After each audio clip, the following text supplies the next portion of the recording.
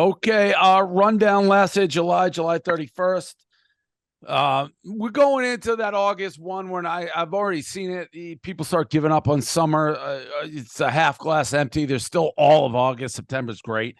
And you can be drinking high noon the entire time. If you're a tequila lover who's never satisfied with malt hard seltzer offerings, you're going to love the new high noon tequila seltzer, made with real tequila, real juice, clean finish because made with real Blanco tequila. Only 100 calories, gluten-free, no sugar added. The flavors are strawberry, lime, grapefruit, passion fruit. I go passion fruit, strawberry, lime, grapefruit. That's mine. You can get them at Drizly or your local convenience or liquor store. Visit highnoonspirits.com to find it near you.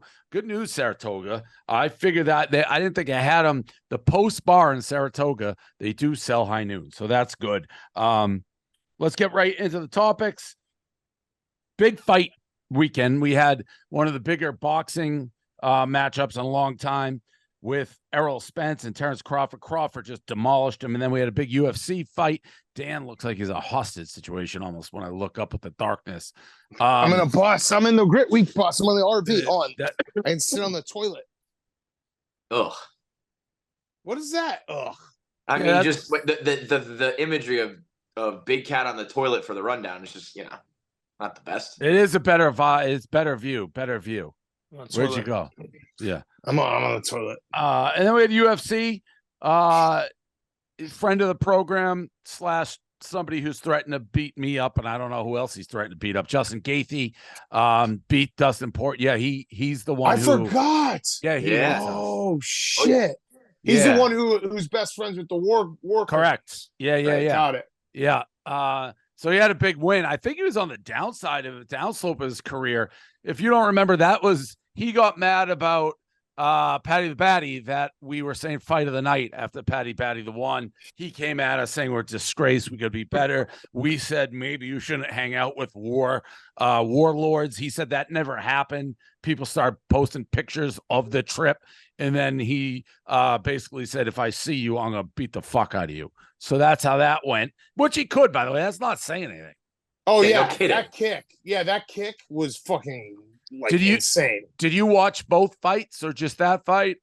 I haven't figured out the TV situation in my house yet, so I only watched the UFC, but I saw, obviously, the Terrence Crawford. Terrence Crawford, by the way, I wish I had seen the pre-fight weigh-in. He was wearing Old Navy boxers or Kohl's boxers.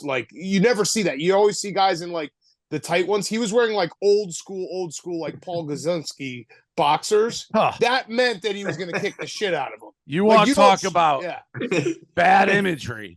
I think he's Paul since converted, right?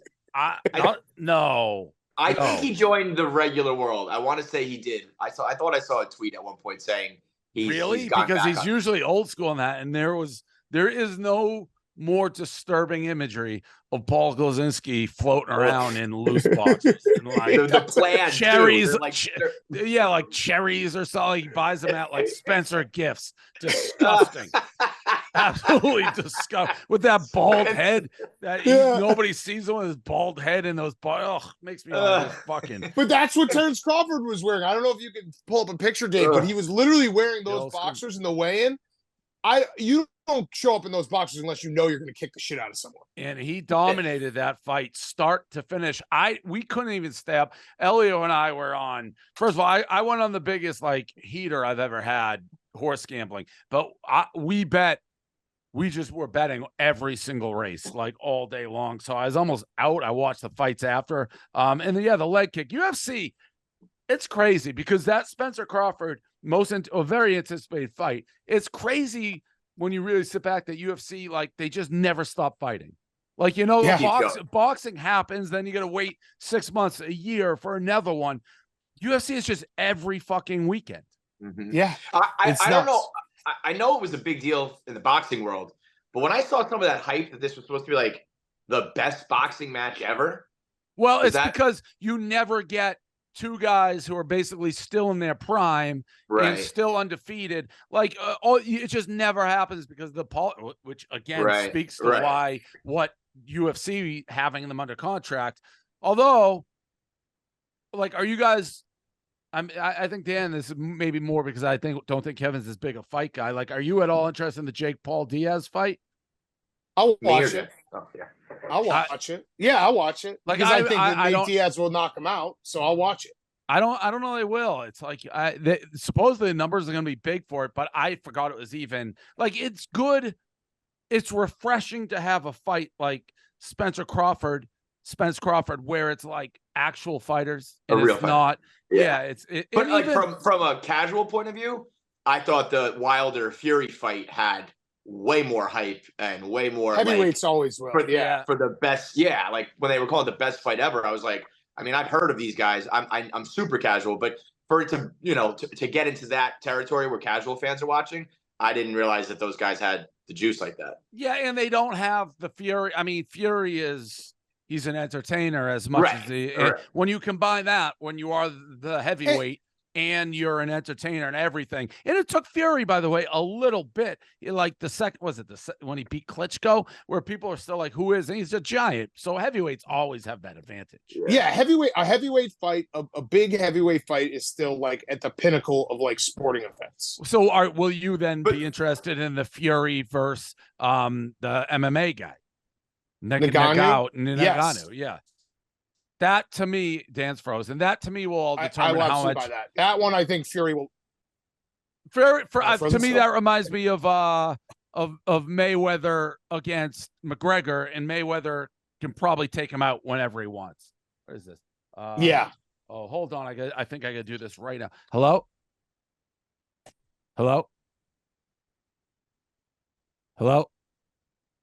Fuck, I'll have to call back. I have to wire Elio $77,000. Elio, I bought Elio a new driveway and paid his taxes. No joke. Kevin, Dave sent me the text that Elio was, because they split it, even though Dave bets more than Elio, but Elio was updating the split, and it was no joke, like 25 texts in a row that were just numbers. It was like 65, 54, 72. He just kept on.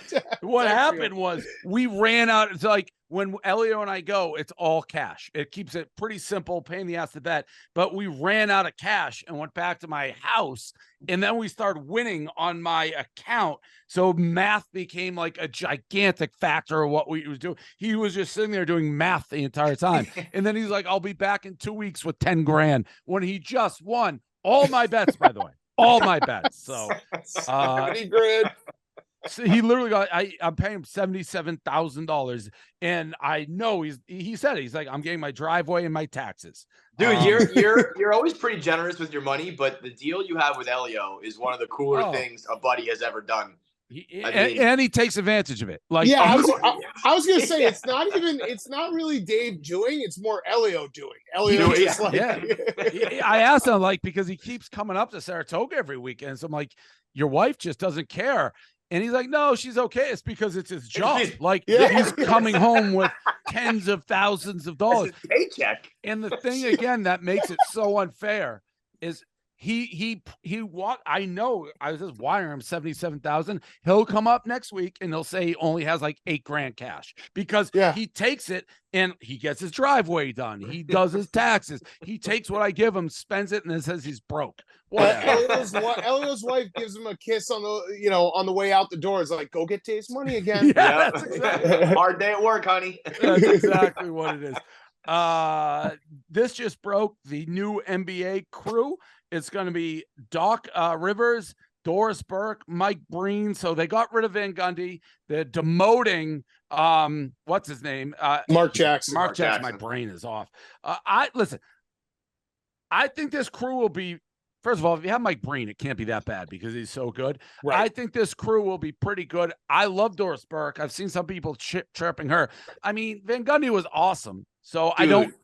Why he's the man. Yeah. So this is a downgrade just because you lost Van Gundy. It also seems like just shuffling the chairs. Yeah. Right. Is Van Gundy just out, or is he like another? He got fired.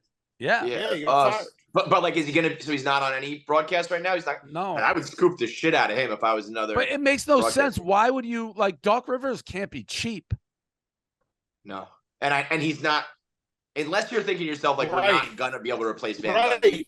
And I also, yeah. This is. I thought you were not like the light. I thought you were flicking the lights on and off for a second. What? You.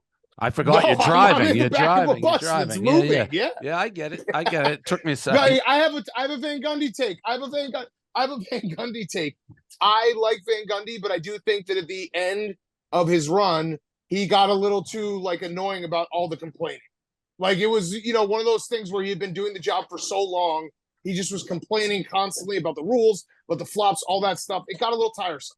Also, once you get so much attention on the internet for a certain style, you inevitably have to become a little self-aware. Where it was Right. like he knew he was going to get love on the internet for this every single time, so that's all he did.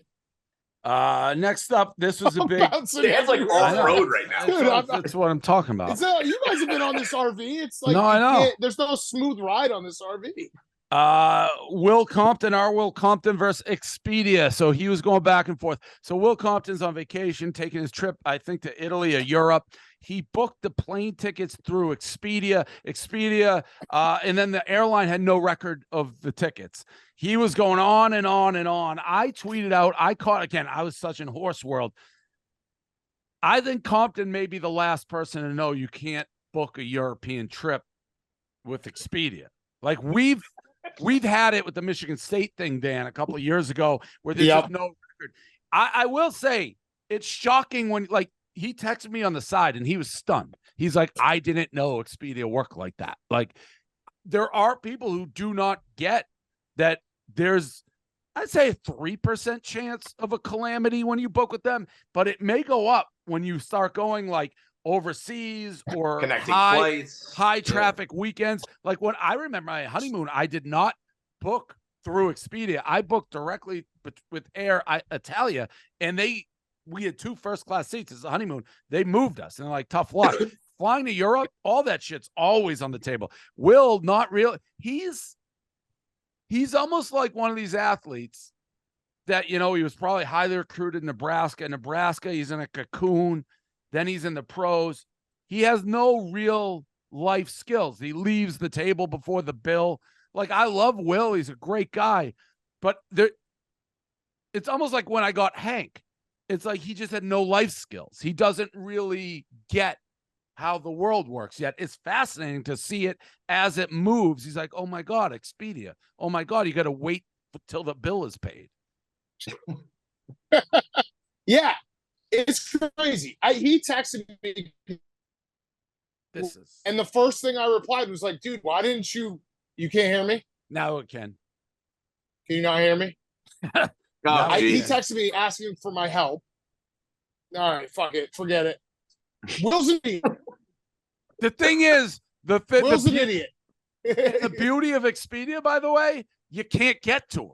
So no, they're like in the ether. They're like not a real company. Yeah, Expedia is for like, I need to pop down to Florida for like 2 days and I need a quick ticket that's cheap.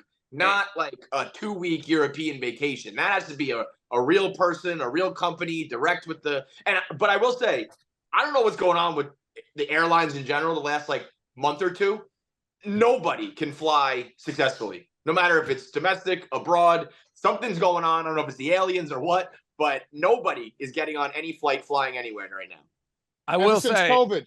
Yeah, I will say I laughed because it's the same thing. Expedia gives you a confirmation code that means absolutely nothing to the hotel or the airport. They're like, this isn't even from us. Like, it has nothing to do with us. So I also want to throw this out there. I love Will. I think he booked it, but there's still like a 5% chance in my head that he never booked anything. I mean, he can't remember to take out the trash 70% of the time. So like, he sent me after Expedia, and I did it because I love Will and I have his back. But the whole time I was going after him, I was like, can Will just check his email and make sure he actually booked this shit? He might have just not checked out. Like, he had it in the queue. Yeah, and you know what? Forgot to check out. If it's your fault, you got to just ride with this lie and be like, Expedia's fault. They fucked me. Again, he may not know. It's like Mr. Burns, who's so coddled at the end. He's like, or Michael Scott, like, I declare bankruptcy. He thought he did. Like, Will just may be like, I'm booking a trip. And like, that's his life to this point. He's like, oh, I yelled it to air. LeBron, the promise school. Now, obviously, we had a near tragedy with Bronny, so thank God he's okay. It does not preclude us from still making fun of LeBron and this promise school that he was doing parades for himself, bragging, wanted to be elected to Congress.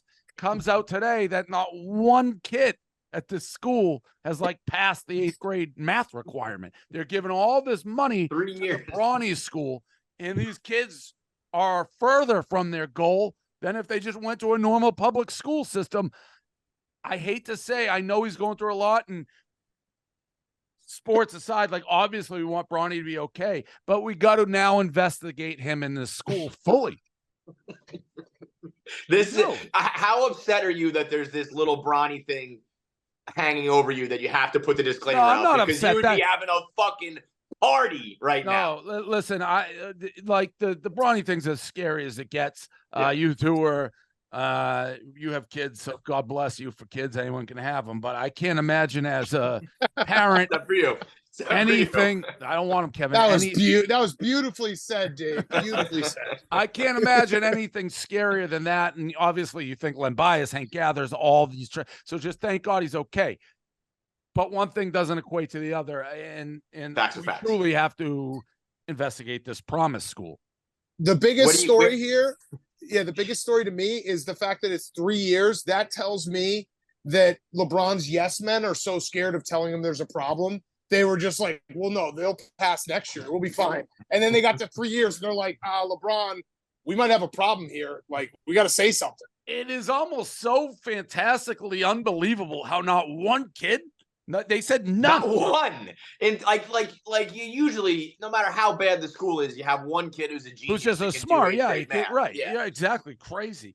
I'm also surprised that he's not just, I don't know, paying enough money to make this not be a news story. Pass a couple kids and just make this disappear. Crazy. He got that dunk deleted. Yeah, he did. Yes, he did. That Nike thing. Yeah, he did. Jim Irsay is in a fight with his running back with the Colts, Jonathan Taylor. All running backs are in fights right now. I don't know what I have no sympathy for the running backs. I'm sorry, I don't. It's like, if they thought you're worth it, you get paid. It's just how the world works. They don't think that position's as important. But Jim Irsay, one of great, not people, but characters in the league, basically saying, well, we're all going to die anyways, so no one's going to remember me or him, and we're just going to die. In the NFL, we'll roll on. Who do you got in this controversy? Dan, go ahead. We don't have Kevin. You want me to go first? Yeah, you frozen. Yeah, you go. You go first every Jonathan time. Taylor, Jonathan Taylor is. I defend him because he's a Badger, but Jim Irsay's quote, well, people don't say that, it was true. He's right. The show goes on. No one's bigger than the NFL. It's a shitty thing to have to say out loud because it makes everyone be like, oh, damn, I'm not personally a bigger deal, but it's the truth. All of us have to face that at some point, that if we die, life goes on and people keep living their life without you. Dude, the NFL might be the most bulletproof thing in the world. There's truly nobody. Even Tom Brady's going to be gone and the league's going to be exactly the same. I hate to admit it because it's they proved it. What? Scabs. They're the only league. They were just they had the same ratings and everything with replacement players. Because Dan and I will bet on your replacement players, and we don't even know who the fuck you are, just 100%. Because that's what we do on Sundays. So I'm even surprised that these guys get the money they do get. Even the top quarterback. Truly, the owners could just be like, we're not paying you. We'll put someone else in, and it will not matter one bit. Yeah, well, the difference there is the owners would never agree to that because the issue the running backs have is they're so replaceable. You get the rookies who run so hard, but the owners will be like, oh, we won't pay Tom Brady or Aaron Rodgers. They'll fucking pay him because those guys don't grow on trees. So they can't collude that way because there's so much value. But the running back, the truth of the matter is, you age so quickly with the hits, and the guys coming out of college run for their positions, and there's no way around it. No, it definitely has to do with the position, but even the quarterbacks, if in the NBA, if there was if a bunch of the really big stars all of a sudden retired, the league would be different. I think even when Rodgers and Brady are gone, like it will still make the same money and feel the same. No doubt. But the owners hate each other and they want to win. So if they think the quarterback, they're not paying the running back because they think there's better uses of the money. Kevin. Oh. I don't want to tell you how much time I tried to find your tweets of Uncle Stevie when they signed Scherzer, and I know there were a lot of them like, Uncle Stevie. Well, this has nothing to do with Uncle Stevie. This has everything to do with a bunch of bum-ass pitchers who can't perform. It seems like just the same old, except one guy who is quite literally, the king of New York was right all along. I don't know where you and Clem are at, but there's never been a more concise, dominating victory than the Frank was right crowd. Your team stinks. The Frank was right crew were not even doing that bit about these two pitchers. When they got Verlander, everybody was happy. Verlander and Scherzer, nobody thought were going to be same old bad. Mets, Kevin. Everybody was happy. Didn't Clem guarantee a World Series or something, or he stopped rooting for the Mets? No, I don't think anybody guaranteed. Clem has dominated Frank in like 3 straight bets that Frank just never pays up on. They recently have squashed their beef. Clem has promised to put that in the past. They'll no longer talk about it. This has nothing to do with Uncle. The Mets played this exactly right. They made a move when they got good faster than they expected. They signed a bunch of old Hall of Famers hoping to capture magic one last time. It didn't work, and now they're gone. Now their money's off the books, and they're going to get some prospects for it. They're back to building a championship team. They have nobody. Frank was right. Well, listen, their rotation is a little bit of a question mark. Yes. But right now, if they can go turn around and get a bunch of big prospects for Verlander or keep him, because Verlander what are you guys, the Twins? Well, here's the thing. Prospects will turn around the next decade. They're Moneyball. They're the Billy Bean A's. Their rotation has some question marks. Yes, I will give you that. But listen, Uncle Stevie goes and gives Ohtani $1 billion, and you keep Verlander, and next thing you know, you have the best 2 pitchers in the league next year. I don't see the problem. You're not getting Ohtani, I don't think. Who's going to pay him more money? The biggest offer will be from Steve Cohen. I don't know that wants to be the most high-paid guy.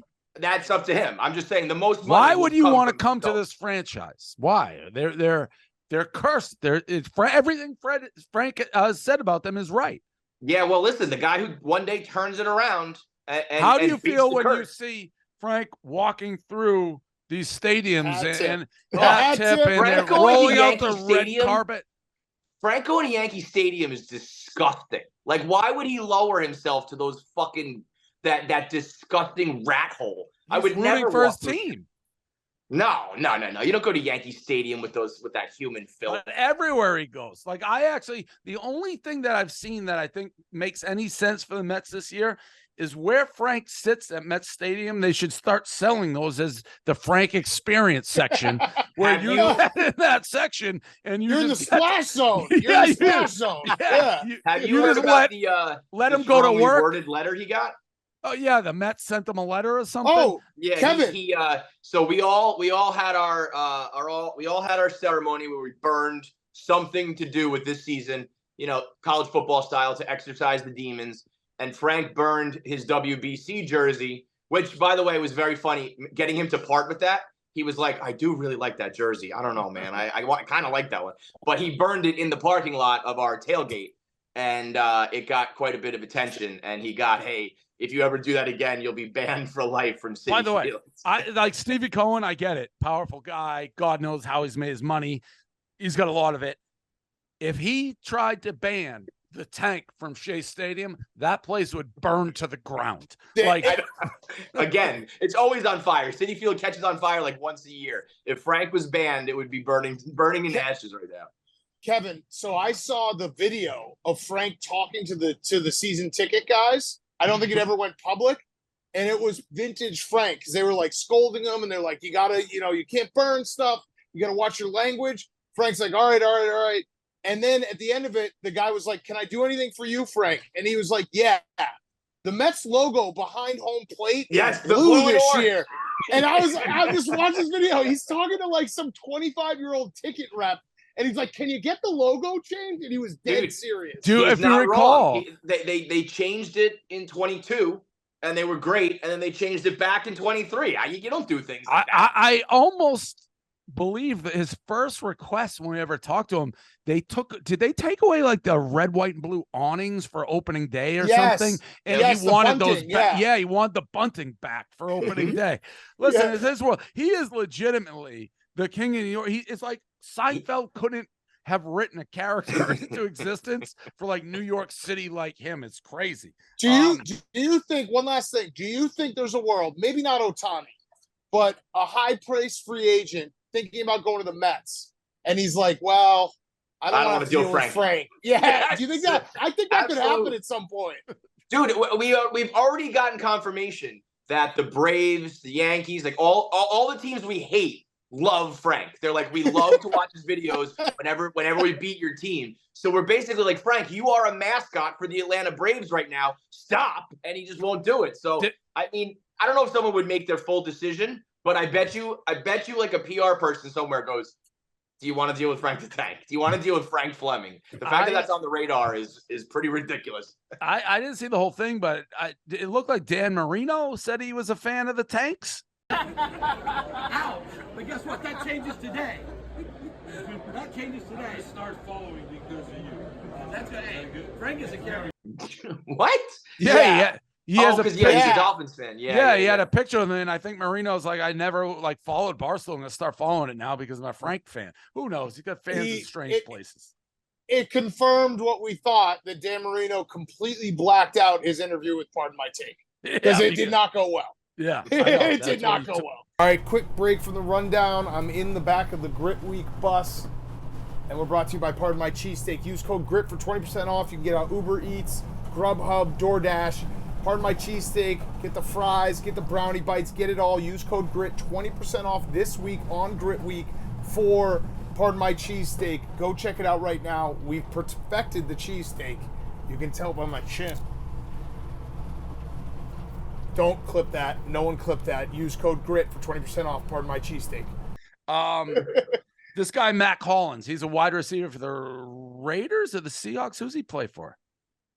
Falcons, I thought. I think Falcons. He was on the Raiders last year. Yeah, he may be on the Falcons. He's Caleb's friend. Caleb's best friend. Yeah, but he went to North Carolina. UNC. Yeah. He has a quote saying that only he doesn't like soft people, and anybody who uses silverware he considers as soft. He's never seen a lion eat any food without their hands. Thoughts on? And he was very anti-soup. No shoes. And soup. No shoes. No, if you eat soup, you're a pussy. Yeah. It's a take. I kind of like it. Just go like this time of year training camp is so boring, and everyone tries to get something out of like watching guys run around half speed. Why not? Just throw some shit at the wall and see if people will pick it up. I hope you. That's the kind of you want a guy like that on your team. Yeah, I mean it's crazy because I feel like soup is. He had me maybe in the silverware, but I feel like soup is like the oldest meal in the world. Yeah, but when you eat it, you look dainty. You know, it's hard to eat soup. A caveman just like. I guess if he doesn't use silverware, I guess if you're just going bold. But he went directly at soup. He's like anybody who drinks soup. This video, I hope you guys watch. A Chinese man became a border collie.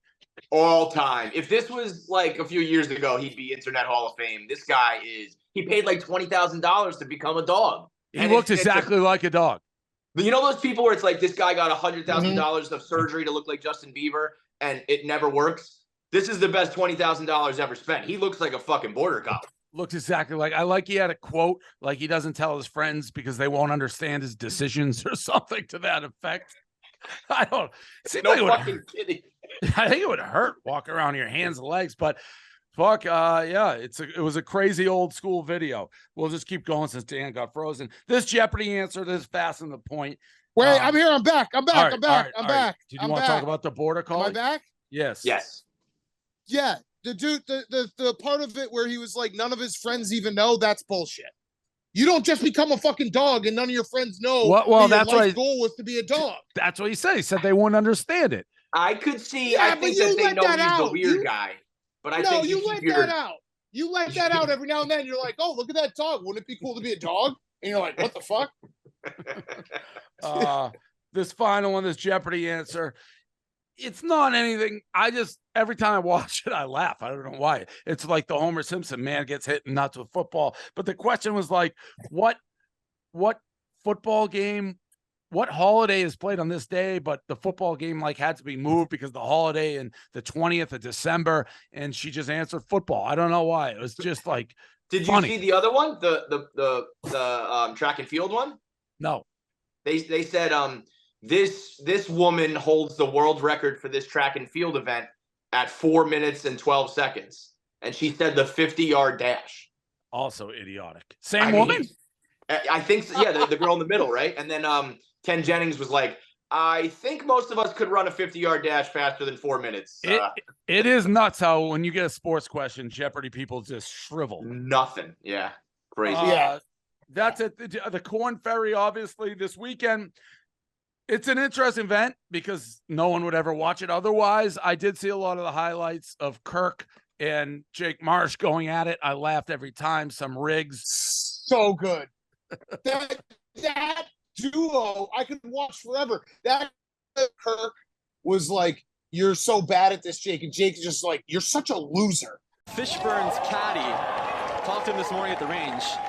A guy named Tomo, an Australian guy. He's been on his back for 18 months. He told me, quote, I'm a grumpy old bastard who enjoys just being on the bag, end quote. Tomo. Felt like more of a 2 hours ago moment for that one, Jake, but whatever, we got time to kill. Well, we were talking about caddy with the other player, setting up who they're with. Why don't you stay in your lane, Kirk? Shut up. Why don't you keep acting like a college basketball game, yelling and screaming? It's a goddamn golf tournament, you amateur idiot. We've been with each other for about 7 days straight. You absolutely suck You at are this job. such a loser. Well, don't worry. You'll be sending us stats next year. Don't worry about it. Yeah. We got a couple minutes to kill here. Is always going to come to this. Of course. How bad has Fitting- Jake been this last time? Fitting ending. The texts I'm getting from people. And they were just like, the tension was so fucking good. They just were, and they shook hands at the end. I think Jake earned Kirk's respect because Jake like kind of took it and gave it back. But I could watch the two of them announce anything.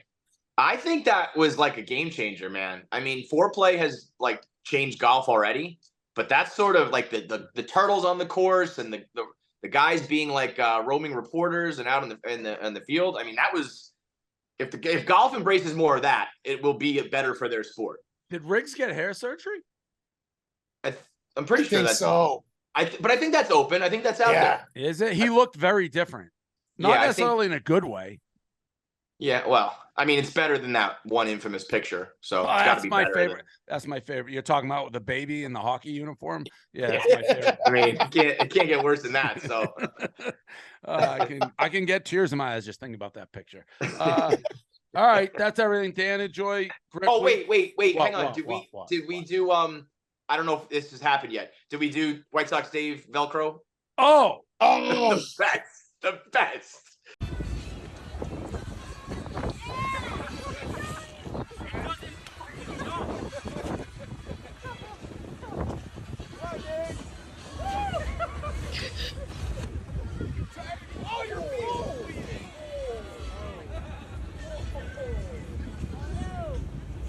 Well, that's the end of that. I mean, just the best. You look like you got in a boxing match, man. And then he's like, no, I don't think I'm going to talk about it after. It's like, he's just so, like I said, I tweet out, there's never been a more accurately described. The first time I saw him do the gum on that show, and I'm like, Dan, who is this guy? He's hilarious. We got to hire him. He's like, yeah, he's never in on the joke. He can't create it on command, but every couple months he'll be in a lightning strike where you're like, holy shit, how do you do that? I mean, he couldn't jump. And then to go head first, the only place he has no Velcro. It's impossible. White Sox Dave, his ceiling of making me laugh is higher than any person on the world. Infinite. It's infinite. He does things every now and then where I'm just like, this guy is the funniest guy in the world. Yeah. If he could harness it, he'd be richer than all of us. He does not have an ounce of self-awareness. Like he doesn't want to really laugh at himself. He's so impossible. Dude, in his mind, he's like, I'm a White Sox reporter. Like, that's what he thinks he is. And we're just waiting for him to do something ridiculous every 3 months. A world-class athlete that like somehow got stuck as a White Sox reporter. The moment when he realized that he was bleeding and he like looked in the camera and he looked like JJ Watt before a football game. Oh my God. I had Austin, just for my personal use, make the little gif of just his head like going direct. Like it was nuts. I saw your poll was a good one. Like Smitty versus him. White Sox Dave like, killed him. It was like 70% whites. I put up a poll. Tough. Who's the dumbest person who's ever worked at Barstool, Smitty or White Sox Dave? And it was White Sox Dave by 70%. Keep in mind, Smitty, when he was doing, what was that game, that video game everybody was playing? Fortnite. Fortnite. Fortnite. Yeah. Fortnite. Smitty, who's never had anybody pay attention to anything he's done in 15 years here, was saying he was going to play Fortnite till he won the game or whatever. And he was playing for like 8 hours. He had like the largest Twitch stream ever. And he's like, this is too much. I'm going to bed. Like, and White Sox Dave beat him 70 to 30%. That tells you my favorite part about that poll, Dave, is if we know Bosco the way we know him, he was probably pissed he wasn't included on that poll. That's how dumb he is as well. Unbelievable. All right. That's it. That's the rundown. I'll talk to you guys later. All right. See you guys.